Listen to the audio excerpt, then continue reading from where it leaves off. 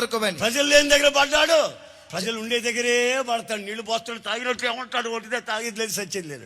ஜனங்கள் இருக்கிற இடத்துல தான் விழுவான், தண்ணீர் ஊற்றும் பொழுது குடித்தது போல நடுத்தி கொண்டிருப்பான். చిల్లర కొంతమంది నుంచి దేవుని సన్నిధిలో ఉన్నట్టుగా నటిస్తున్నారు, కానీ వాళ్ళ మాట కానీ వాళ్ళ వస్త్రధారణ కానీ వాళ్ళ బిహేవియర్ కానీ అదో రకమైన ప్రవర్తనగా ఉంది. ஒரு சிலர் தேவ சமூகத்தில் இருக்கிறது போல நடிக்கிறார்கள், ஆனால் அவருடைய வார்த்தை, அவருடைய உடை, அவருடைய நடவடிக்கை வித்தியாசமாயிருக்கிறது.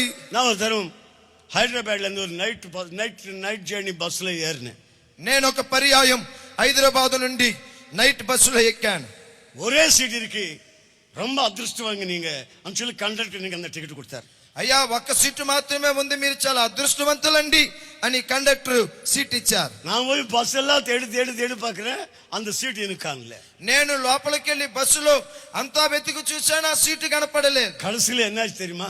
చివరిలో ఏమైంది తెలుసా? ஒரு ஆளு నార్త్ ఇండియా ఆಳು పోల ఎవ్వడ దడియా இருக்கிறார். ఒక ఆయన నార్త్ ఇండియా వ్యక్తి లాగా ఉన్నాడు, ఇంత లావుగా ఉన్నాడు. 2 సీట్ల మీద ఆడే కూర్చున్నాడు.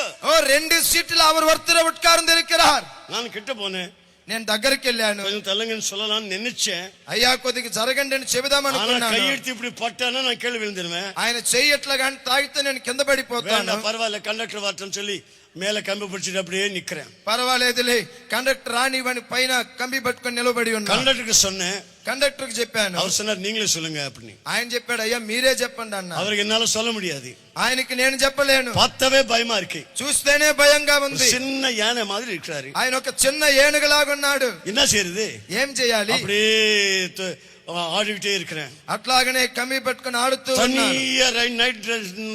నైట్ బస్సులో ఆడిటే இருக்கிறேன். రాత్రి బస్సులో నేను ఆడుతూ ఉన్నాను. ஒரு இடத்துல பஸ் நின்றுச்சு, ఒక స్థలంలో బస్సు ఆగింది. எல்லாரும் இறங்குங்க, டீ குடிங்க ஒரு 5 நிமிஷம் 10 நிமிஷம் அப்படின்னு சொல்றான். అందరూ దిగండి, 5-10 నిమిషాలు టీ బ్రేక్, అందరూ టీ తాగండి అంటున్నారు. எல்லாருமே இறங்கிட்டோம், అందరూ దిగుతున్నారు. இவன் இறங்கல, ఇతడు దిగలేదు. அவன் இறங்கினா ஏற முடியாது, అతడు దిగితే మరలా ఎక్కలేడు, ரெடியா இருக்கிறான், అంత లావుగా ఉన్నాడు. நான் இறங்கிட்டு எனக்கு ஒண்ணுமே ஓடல, నాకేమీ అసలు తోచలేదు. உடனே ஒரு சுட டீ எடுத்துட்டு கொண்டு வந்து அந்த சென்னல்ல இருந்து, ஐயா பீலி டீ குடிங்க, చాయ్ குடிங்க, చాయ్ పీలవలే அப்படின்னு சொன்னேன். నేను వేడిగా టీ పట్టుకుని ఆయన కూర్చున్న కిటికీ దగ్గరికి వెళ్ళి, అయ్యా వేడిగా టీ తాగండి అని ఆయనతో చెప్పాను. வேண்டாம்னு சொல்லாம பேசாம எடுத்து குடிச்சிடுறாரு. వద్దని చెప్పకుండా అట్లాగనే తీసుకుని త్రాగేశాడు. அப்படின்னு சொல்லி மறுபடியும் அந்த கப்பு ప్లేట్ அந்த சாசனை கொடுக்குறாரு. மறுபடியும் మరలా నన్ను ఇదిగో బాబు అని పిలిచి ఆ కప్పు శాస్త్రం నా చేతికి ఇచ్చాడు. மறுபடியும் நான் ஒரு டீ குடிச்சிட்டு மெதுவா பஸ் ஏறினேன். మరలా నేను ఒక టీ తాగి మెల్లగా బస్సు ఎక్కాను. நான் ஏறத்துக்குள்ள அந்த மனுஷன் இவ்வளவு பெரிய மனுஷன் எப்படித்தான் இந்த பக்கம் திரும்பினாரு நமக்கு தெரியல. సీట్లు ఉక్కారంగా గెంజి కేకరారు అవరు. నేను బస్సులోకి ఎక్కక ముందే ఆయన ఎట్లాగా మరి ప్రక్కకు జరిగి కూర్చున్నాడు. అయ్యా రండి, ఇదిగో మీ సీటు, కూర్చోండి అని పిలుస్తున్నారు.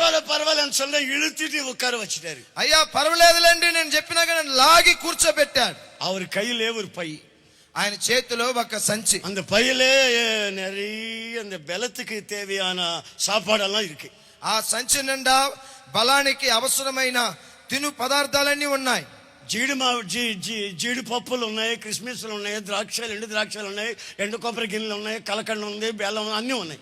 அந்த பைக்குள்ளாக கல்கண்டு இருக்கிறது, முந்திரி பருப்பு இருக்கிறது, பாதாம் இருக்கிறது, திராட்சை இருக்கிறது, எல்லா விதமான பலன் கொடுக்கிற தானிய வகைகள் இருக்கிறது. இருக்கிற பலம் போதாதவர் இது வேற கொண்டு வந்திருக்காரு. పై நிறையா ఉన్న బలం చాలదని సంచి నిండా ఇవి తీసుకొని వచ్చాడు. என்ன பக்கத்துல உட்கார வச்சு నా పక్కన కూర్చొని పెట్టుకొని அந்த பையில கை வச்சு எனக்கும் கொடுக்கிறாரு, அவரும் சாப்பிடுறாரு, எனக்கும் கொடுக்கிறாரு, அவரும் சாப்பிடுறாரு. ఆ సంచిలో చెయ్యి పెట్టి నాకు ఇస్తున్నాడు, ఆయన తింటున్నాడు, నాకు ఇస్తున్నాడు, ఆయన తింటున్నాడు. విజయవాడ పోర్తుకుల్లే 3 కిలో நாங்க 2 பேரும் சாப்பிட்டு முடிச்சாச்சு. విజయవాడకు పోయే లోపల 3 కిలోలు మేము ఇద్దరం తిని ముగించాం. வேண்டாம்னா கொடுத்துறாரு, వద్దయ్యన్నా ఇస్తున్నాడు. இனி கொஞ்ச தூரம் அவர் போறாரு, நான் இறங்கிட்டேன் విజయవాడలో. ఇంకా ఆయన కొద్ది దూరం పోవాలి, నేను విజయవాడలో దిగిపోయాను. இறங்கும் போது என்ன ஒரு வார்த்தை கேட்டாருங்க.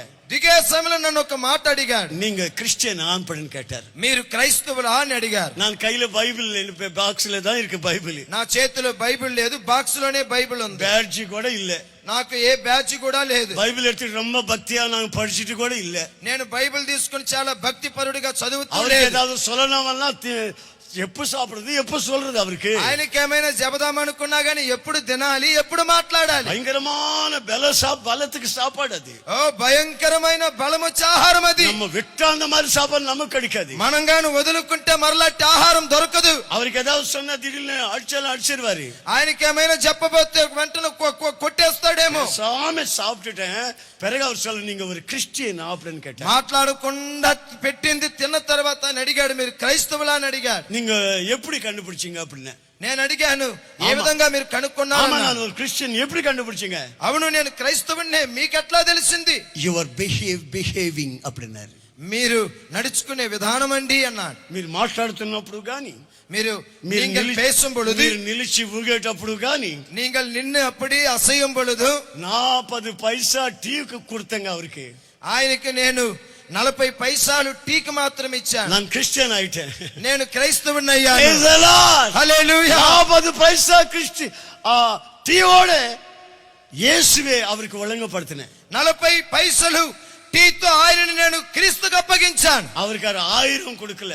నేను ఆయనకు వేలు ఇవ్వలేదు. ஒருவேளை எந்த சீட்டு நீங்க தள்ளுறீங்களா இல்லையா பக்கத்துல கொஞ்சம் எனக்கு சீட்டு கொடுக்குறீங்களா கண்டக்டர் சொல்லுறேன் பஸ் நிப்பாட்டுறேன் அப்படின்னு சொல்லியிருந்தா என்ன తట్టిருப்பாరు அவரு. ఒకవేళ నేను ఆయన చూసి ఏమయ్యా ఇది నా సీటు ఇస్తావా ఇవ్వవా పక్కన జరిగి కూర్చో కండక్టర్ రా బస్సు ఆపేయని నేను గోల చేస్తుంటే నన్ను ఆయన మొత్తుంటాడు. కழுத்தை பிடிச்சி கீழே தள்ளி 2 టికెట్ அவரே வாங்கியிருப்பாரு. నన్ను గొంతు బట్టి బయటకు ద్రోసి 2వ టికెట్ ఆయన తీసుకుని కూర్చుంటాడు. నాను ఇదిలా నిండే నేను నెమ్మదిగా మౌనంగా నిలబడ్డాను. స్తోత్రం స్తోత్రం స్తోత్రం స్తోత్రం స్తుతి స్తుతి స్తోత్రం స్తోత్రం మెதுவா சொல்லிட்டே இருந்தா யாருக்குமே கேட்கல. మెల్లగా ఎవరికి వినపడకుండా స్తోత్రం చెప్తూ ఉన్నాను. స్తుతుల మధ్యలోకి దిగి వచ్చిన యేసయ్య అతని మనసును మార్చాడు. துதிகளின் நடுவிலே இறங்கி வந்த இயேசு அவருடைய மனதை மாற்றினார். ఆయన సన్నిధి అతనికి ప్రత్యక్షమైంది. அவருடைய சமூகம் அவருக்கு வெளிப்பட்டது. నాకు సహాయం చేసేదానికి అతను జరగాలని కోరుకున్నాడు.